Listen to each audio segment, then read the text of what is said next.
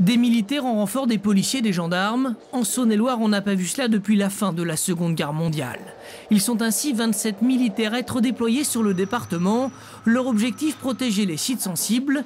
Les locaux cultuels et culturels de la communauté juive sont concernés. On n'aurait jamais pensé qu'en 2015, après tout ce qui s'est passé dans les années au cours de la Deuxième Guerre mondiale, qu'on serait obligé d'être protégé pour pouvoir exercer notre religion. Ici, des cours d'hébreu sont dispensés, y compris pour des gens d'autres religions. Mais les réactions à la présence de militaires devant la porte sont identiques pour toutes les confessions.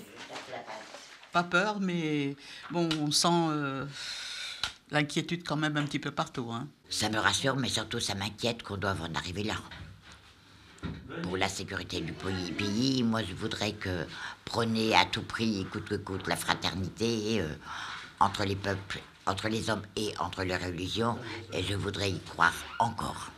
Alors un tel dispositif en Saône-et-Loire est-il de nature à faire peur ou à rassurer la population? L'objectif, c'est de répondre à une menace. Et pour répondre à une menace, il faut s'en donner quelques moyens. Sans pour autant tomber dans une psychose permanente. Il faut que les institutions, les services publics continuent à fonctionner comme auparavant et que notre pays, d'ailleurs il l'a montré ces derniers jours, garde son calme, son sang-froid et sa capacité de mobilisation. Garde statique ou en mouvement, les militaires seront positionnés en fonction des besoins.